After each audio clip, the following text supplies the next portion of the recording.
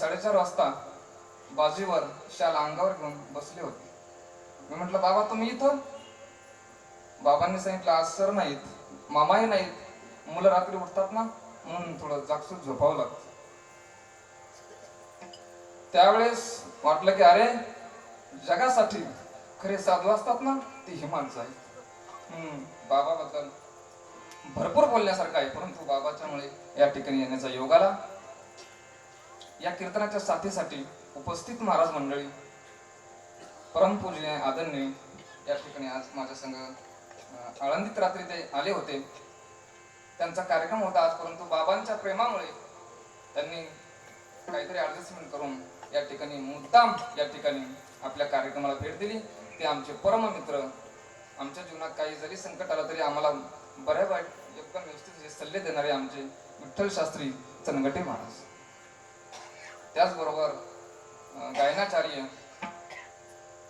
मी सांगत असतो, आमच्या किशोर महाराजाचा चेहरा पाहिल्यावर माणूस प्रसन्न होतो. काही काहींचा चेहरा पाहिल्यानंतर इथून पळून जावं वाटतं. गाण्याचे हावभाव असतात. किशोर महाराज शेळके, त्याचबरोबर दुसरे गायनाचार्य आमचे, त्यांचा काय चेहऱ्यातून पाहिलं असं काही समजू नका, ते सुद्धा तसेच आहे. ते प्रवास करून आल्यामुळे थोडे बोर दिसतात. प्रकाश महाराज कातकडे, त्याचबरोबर बाबा महाराज मोरे, मृदंगाचार्य आमचे अनिल महाराज, ढोबळे महाराज, किती मास्तर खमकर महाराज, आणि आपलं खरं रत्न आज टाळ घेऊन उभं आहे. एक एक माणूस 2-2 पकाचा आवाज काढू शकतो त्यांच्याकडे पाहून वाटत. म्हणजे गिरिजीनाथ महाराज, भरतरी महाराज, विलास महाराज, सर्वच महाराज मंडळी, या सर्वांच्याच चरणी नतमस्तक होतो आणि माझ्या सेवेला प्रारंभ करतो. विठ्ठल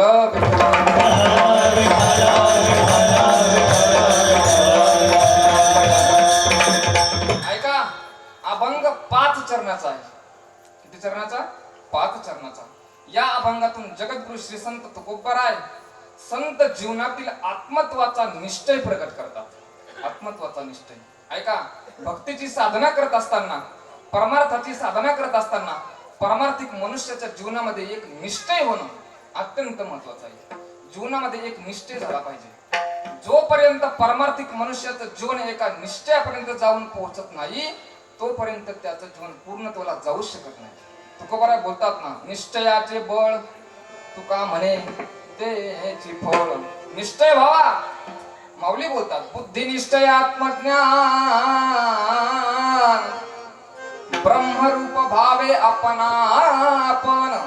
ब्रह्मनिष्ठा राखे कोण तत्परायण ऋषी. निश्चय व्हावा. दक्षिण उत्तर मारुता. निश्चय कशाला म्हणतात तो? निश्चय कशाला म्हणतात? ऐका, निश्चय कशाला म्हणतात सांगतो. देश बदलला तरी, काळ बदलला तरी, वय बदललं तरी, वस्तू बदलली तरी आणि परिस्थिती बदलली तरी ज्याच्यात येत किंचित सुद्धा बदल होत नाही त्याला निश्चय म्हणतात. दक्षिण उत्तर मारुता. मेरू जैसा पनुसुता तैसा सुख दुःख प्राप्ता मध्यस्थु जो निश्चय. जरी हे आकाशवर पडो पाहे ब्रह्मगोळ भंगा जाय वडवा नळ त्रिभुवन खाय परे मी तुझीच वास पाहेगा विठोबा. याला निश्चय म्हणतात. देह जावो अथवा राहो पांडुरंगी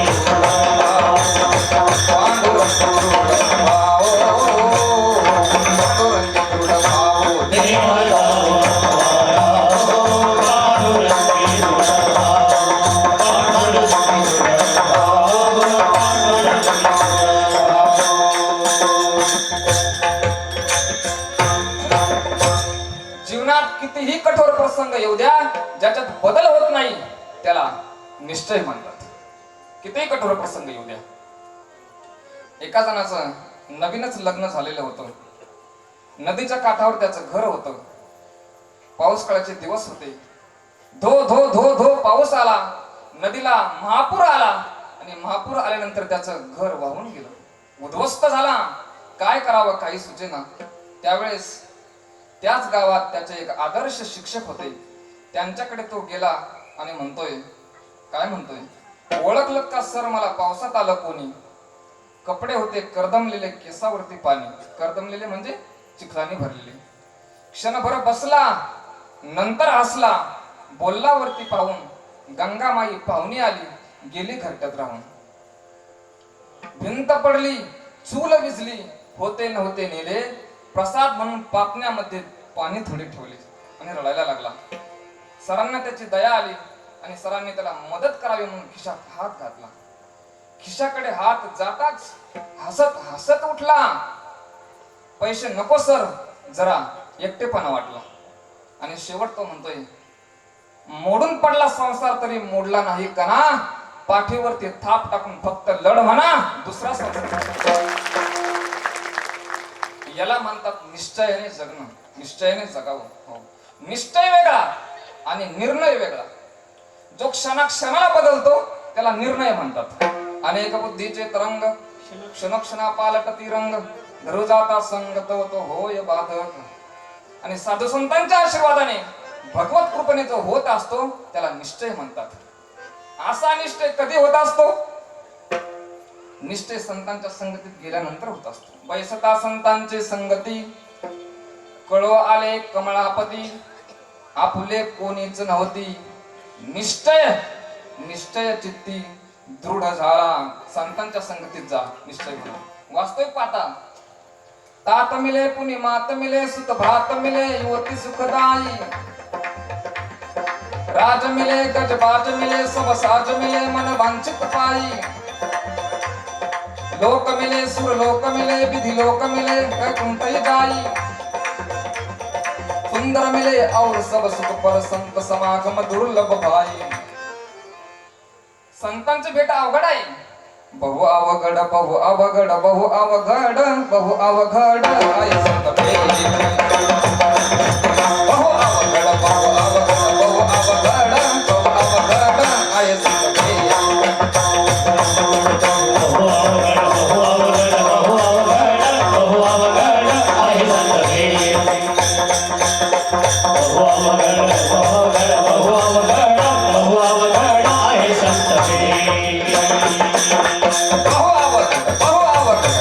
अवघड बहु अवघड आहे संत भेट. संतांच्या संगतीत गेल्यानंतर निश्चय होत असतो. वास्तविक पाहता संत कोणाला म्हणतात हा प्रश्न आहे. कारण प्रत्येक गोष्ट ही लक्षणावरून सिद्ध होते. लक्षण, कोणतीही गोष्ट लक्षणावरून सिद्ध होते. एक राजा होता, प्रधान होता आणि नोकर होता. शिकारीला गेले जंगलात. जंगल फार मोठं होतं, त्याच्यामुळे त्यांची चुकाचूक झाली. त्या जंगलात मध्यभागी एक चौक होता. चौकात एक आंधळा मनुष्य बसलेला होता. त्यांची चुकाचूक झाल्यामुळे काय झालं, पहिल्यांदा नोकर गेला त्या चौकात आणि विचारलं, ए आंधळ्या, इकडे कोणी गेलं का? आंधळ्या बाबाने सांगितलं, नाही नाही, कोणी नाही गेलं, तुझा. पाठीमागून प्रधानजी आले आणि विचारलं, ओ आंधळे बाबा, इकडे कोणी गेलं का? आंधळ्या बाबाने सांगितलं, आत्ताच नोकर गेला, तुझा, भेट होईल तुमची. राजा पाठीमागून आला आणि विचारलं, का हो सुरदासजी, इकडे पुढे कोणी गेलं का? त्यावेळेस त्या सुरदासजीने सांगितलं, पहिल्यांदा नोकर गेला, नंतर प्रधान गेला, राजा आता तू जा, तुमची भेट होईल, जा. राजा चालत असताना चालला होता, परंतु थांबला आणि विचार केला, तर सुरदास जे आहे आंधळे आहेत आणि यांना कसं काय कळालं की अगोदर नोकर गेला, नंतर प्रधान गेला आणि मला राजा म्हणतात. परत आला आणि विचारलं, सुरदासजी तुम्ही खरंच अंध आहात ना? सुरदासजीने सांगितलं, राजा माझी वयाच्या जन्मताच माझी दृष्टी गेली रे. ठीक आहे, तुम्हाला कसं काय कळलं अगोदर नोकर गेला, नंतर प्रधान गेला, आता मला राजा म्हणताय? काही नाही म्हणे, लक्ष नाहीत. काय लक्ष नाहीत? अरे नोकर आला आणि त्याने आल्या आल्या मला आवाज दिला, हे आंधळ्या. मी याचा उग्रट आवाज ऐकून मला वाटलं हे खालच्या लेवलचं असलं पाहिजे, हे नक्की नोकर असलं. पाठीमागून प्रधान आला आणि म्हटला, का हो आंधळे बाबा? त्यावेळेस मी ओळखून घेतलं की थोडं वरच्या लेवलचं आहे, प्रधान असलं पाहिजे. आणि तू आला काय म्हटला, का हो सुरदासजी? मी ओळखून घेतलं, हा नक्की राजा असला पाहिजे. लक्षण आहेत म्हणजे तुम्हाला सगळं कळतं? म्हणजे सगळं कळतं. मग तुम्ही एक काम करा ना, माझ्या नगरीत येऊन राहा, मी तुमची राहण्याची, खाण्याची, पिण्याची पाण्या. लोकांना लगेच पिण्याचे मला कसं संशय येतो, व्यसनी लोक असल्या. ठीक आहे म्हणजे नगरात येऊन सुरदासजी राहायला लागले. काही दिवस गेले आणि त्या नगरात एक घोड्याचा व्यापारी करणारा व्यापारी आला. राजाने 2 घोडे घेतले. एक घोडा घेतला 5 लाख रुपयाला. 2 घोडे केवढे झाले? 10 लाख रुपयाचे. सांगितलं, अरे ते सुरदासजींना बोलवा ना, त्यांना दाखवा. सुरदासजी आले, घोड्याच्या पाठीवर हात फिरवला आणि सांगितलं, राजा याच्यातला एकच घोडा चांगला आहे, एक डुप्लिकेट आहे म्हणे. म्हणले कसं काय? एक चांगला आहे म्हणजे दुसरा कसं काय? त्याने सांगितलं, ते म्हशीला फेरलेला आहे म्हणे. विचारलं व्यापाऱ्याला, बरोबर आहे का? बरोबर आहे. सुरदासजी म्हणतात ते बरोबर आहे, माफ करा, मला एकाच घोड्याचे पैसे द्या. 5 लाख रुपये वाचले. राजाने नोकरांना सांगितलं, हे नोकरांनो, सुरदासजीला आजपासून जेवणात एक लाडू आणि एक ग्लासभर दूध वाढवा म्हटले. सुरदासजी जगले पाहिजे, वाढवा. काही दिवस गेले आणि काही दिवसांनी त्या नगरात एक हिऱ्याचा व्यापारी आला. राजाने हिरे घेतले, 10 लाख रुपयाचे हिरे घेतले आणि सांगितलं, सुरदासजींना बोलवा ना. सुरदासजी आले, हिरे हातात घेतल्या बरोबर सांगितलं, राजा याच्यातले अर्धेच हिरे खरे आहेत, अर्धे खोटे आहेत. विचारलं, बरोबर आहे का? व्यापाऱ्याने सांगितलं, माफ करा, अर्धेच पैसे द्या, 5 लाख रुपये द्या. बरोबर आहे. हिऱ्यातले किती पैसे वाचवले? 5 लाख. राजाने पुन्हा नोकरांना सांगितलं, हे सुरदासजींना जेवणात आणखीन एक लाडू वाढवा आणि आणखीन एक ग्लास दूध वाढवा, सुरदासजी जगले पाहिजे. एक दिवस राजा आणि सुरदासजी फिरत चालले होते. राजाने विचारलं, सुरदासजी तुम्हाला माझ्याबद्दल काही माहिती आहे का? सुरदासजीने सांगितलं, राजा तुझ्याबद्दल मला काही विचारू नको गड्या, कारण तुझ्याबद्दल मी जर सांगितलं तर तुम्हाला नगरात सुद्धा ठेवायचं नाही. अरे नुसतं नगरात नाही ठेवायचा, तुम्हाला जिवंत नाहीच ठेवायचा. राजाने सांगितलं, सुरदासजी वचन देतो तुम्हाला काहीच करणार नाही, सांगा. त्यावेळेस सुरदासजीने सांगितलं, राजा ऐक तुझं भविष्य. राजा तू राजाच्या पोटचा नाही म्हटली, तू एका आचार्याच्या पोटचा आहे म्हटली. अरे बापरे. राजाला झटका बसला आणि सांगितलं, सुरदासजी मी तुम्हाला मानतो, तुमचं सगळं काही ऐकतो, याचा अर्थ असा नाही की तुम्ही काही सांगायचं. काही नाही सांगत, तुझ्या आईला जाऊन विचार. राजा गेला, आई समोर हात जोडले आणि सांगितलं, आई माफ कर, पण माझा जन्म कसा मला सांग. त्यावेळेस आईचा नाविलाज झाला आणि आईने सांगितले, बाळा आमचे लग्न होऊन बरेच दिवस झाले, परंतु आम्हाला मूल बाळ नव्हतं. वैद्यांनी, डॉक्टरांनी सांगितलं, तुम्हाला आता मूल बाळ होणं शक्य नाही. त्याच कालावधीत काय झालं, आपल्या नगरीत एक आचारी राहत होता, त्याला 2 जुळी मुलं झाली. त्याच्यातलं एक मूल त्याने ठेवलं, एका मी आणलं, वाढवलं, सांभाळलं, त्याला गादीवर बसवलं, तू आहेस. असा आचार्याच्या पुढचं बरं का, दुसरं काही आलं असं. असा आचार्याच्या पुढचा. राजाला पटलं, परंतु राजाने विचारलं, सुरदासजी तुम्हाला कसं काय कळालं मी आचार्याच्या पुढचा आहे म्हणून? त्यावेळेस सुरदासजीने सांगितले, काही नाही रे, लक्षण आहेत म्हणे. काय लक्षण आहेत? अरे राजा तुझे घोड्यातले मी किती पैसे वाचवले रे? 5 लाख. तुम्हाला काय दिलं? एक लाडू आणि ग्लास भर तुझ्या हिऱ्यातले मी किती पैसे वाचवले रे? 5 लाख. तुम्हाला काय दिलं? 1 लाडू आणि ग्लास भर दूध. अरे तुझे 10 लाख रुपये मी वाचवले आणि तुम्हाला काय दिलं? 2 लाडू आणि 2 ग्लास दूध. मी ओळखून घेतलं हे राजाच्या पोटात नसलं पाहिजे, हे नक्की आचार्याच्या पोटात असतं. लक्षण मी सांगतो तुम्हाला, लक्षण तसं प्रत्येक गोष्ट ही लक्षणावरून सिद्ध होते. विठ्ठल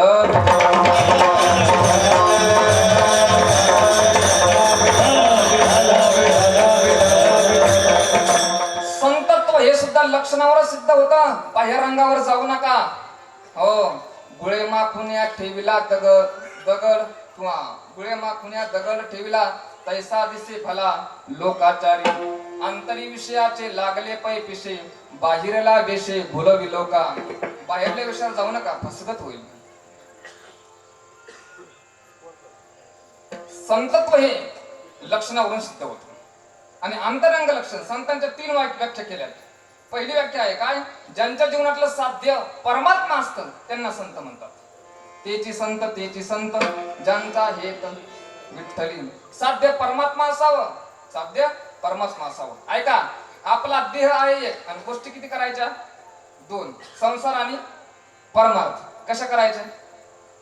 ऐका, शंकर बंधू, माणूस मला सांगा, एका पायाने चालतो का 2 पायाने चालतो? 2. तुम्ही नीट ध्यान देऊन पहा ना, लक्ष देऊन पहा. तुम्ही चालायला पहा, मी चालत असताना जमिनीवर किती पाय राहिला? नाही समज. ऐका, ज्या वेळेस दोन्ही पाय जमिनीवर राहतात त्यावेळेस माणूस थांबतो. ज्यावेळेस दोन्ही पाय आता जमिनीवर माझे त्यावेळेस थांबलो, मी थांबतो. ज्यावेळेस दोन्ही पाय मी उचलणार त्यावेळेस घालील लोटांगण मोकळं पडतं. माणूस चालत असताना जमिनीवर किती पाय राहतात? एकच पाय. मग किती पायाने चालतो? एका पायाने. बर बर बर. अनिल महाराज, माणूस एका पायाने चालू शकतो का? चौकदार, एका पायाने चालू शकतो माणूस? नाही चालू शकत ना. मग एका पायाने चालतो का 2?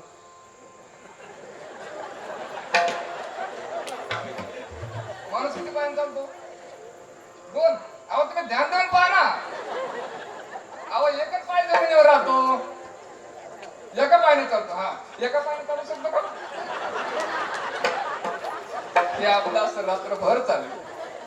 परंतु ऐका, माणूस चालत असताना एकाच पायाने चालतो बरं का. तुम्ही ध्यान देऊन पहा, एकाच पायाने चालतो, जमिनीवर एकच पाय राहतो. परंतु हा पाय असल्याशिवाय चालू शकत नाही. चालताना एक पाय जरी असला तरी याची गरज, याची मदत असल्याशिवाय चालू शकत नाही. तसं आपल्याला करायच्या 2 गोष्टी, संसार आणि परमार्थ. परंतु आपल्याला परमार्थ करण्याकरता देवाने दिलंय मन आणि संसार करण्याकरता देवाने दिलंय शरीर. म्हणून या शरीराने संसार करा आणि मनाने परमार्थ करा. करावी ते पूजा मनेची उत्तम. मनाने पूजा करा. बाबांचं मी आता एक कीर्तन वर्ष शब्दाचं ऐकलं होतं, फार वर्ष लेवलचं कीर्तन होतं. बाबांनी सांगितलं कोणती तुम्ही देवपूजा केली म्हणजे परमार्थ आहे असं नाही. जीवनात कोणतंही कार्य करीत असताना ते चांगलं करा, हाच परमार्थ आहे. मनाने परमार्थ करा. मनाने ज्यांचं साध्य परमात्मा ठरलेलं असतं त्यांना म्हणतात संत एक. मन राम रंगले रंगले मन राम रंगले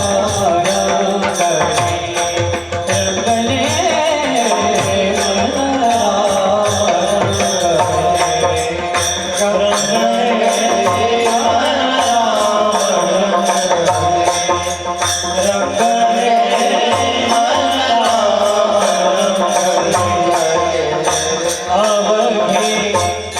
मनची राम झाले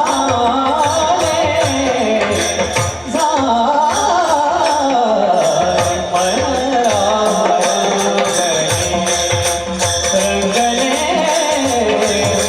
राम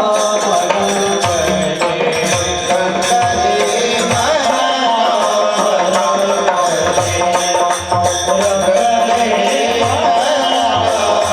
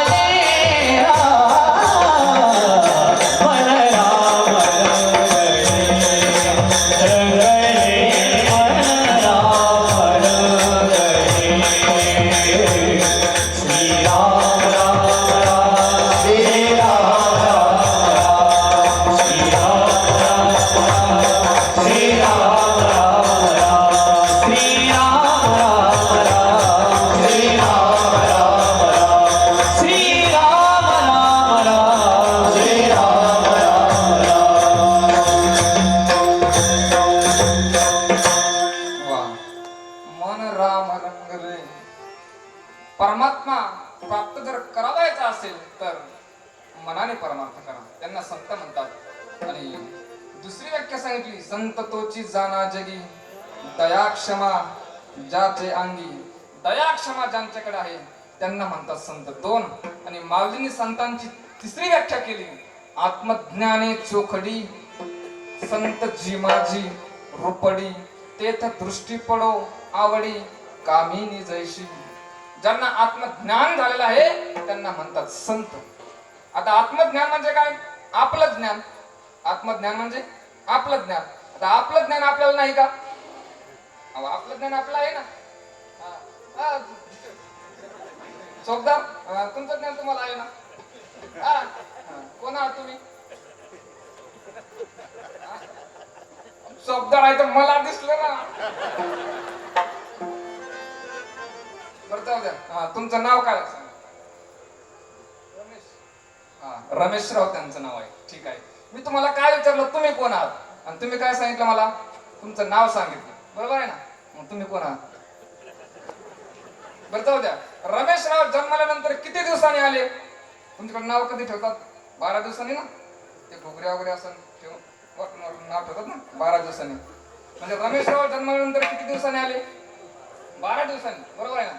त्याच्या अगोदर तुम्ही होते का? नाही. नाव कोणाचं ठेवलं? त्याच्या अगोदर तुम्ही होते का? होते. त्याच्या अगोदर होते ना तुम्ही? त्याच्या अगोदर होते. त्याच्या अगोदर तुम्ही कोण होते? फक्त एवढंच सांगा, आपलं कीर्तन सफल झालं. आपण कोण आहोत हे कळालं. कमीत कमी ज्यांना परमार्थ करण्याचे लय घमेंड आहे ना त्यांना तरी कळावं आपण कोण आहोत. माऊली बोलतात, आहे मी हा कोण करावा विचार मने ज्ञानेश्वर निवृत्तीचा. मने ज्ञानेश्वर निवृत्तीचा. मने ज्ञानेश्वर निवृत्तीचा. आपण कोण आहोत हे कळावं. स्वामी विवेकानंदांचे गुरु रामकृष्ण परमहंस त्यांना असं म्हणतात, साक्षात कालिका देवी भेट द्यायची. एक दिवस एक वकील साहेब आले आणि विचारलं, स्वामीजी तुम्हाला साक्षात कालिका देवी भेट देते असं म्हणतात. स्वामीजींनी सांगितलं, हो देते ना. मग जी देवी तुम्हाला भेट देते ती मला भेट देईल का? स्वामीजींनी सांगितलं, का देणार नाही? कधी देईल? म्हणजे 8 दिवसांनी देईल. कुठं देईल? म्हणजे तुमच्या घरी येऊन देईल. द्या तुमचा पत्ता. वकील साहेबांनी पत्ता लिहून दिला. घर क्रमांक, गल्ली क्रमांक, वार्ड क्रमांक, तालुका, जिल्हा सगळं बरोबर लिहून दिलं. 8 दिवस झाले देवीने भेट नाही दिली. वकील साहेब आले आणि सांगितलं, स्वामीजी देवीने भेट नाही दिली. स्वामीजींनी सांगितलं, वकील साहेब पत्ता बरोबर दिला होता का? अहो म्हणजे सगळं बरोबर आहे. घर क्रमांक, गल्ली क्रमांक, वार्ड क्रमांक, तालुका, जिल्हा सगळं बरोबर आहे. स्वामीजींनी सांगितलं, वकील साहेब पत्ता चुकला. कस काय? अहो मी पत्ता तुम्हाला तुमचा विचारलाय आणि तुम्ही मला पत्ता तुमच्या घराचा दिला. तुम्ही कोण आहात? असं आहे का? ठीक आहे म्हटले. मग त्यांनी स्वतःचा पत्ता दिला. त्यांचं नाव लिहून दिलं, चिमाजी गोमाजी कापशी काय असेल ते लिहून दिलं.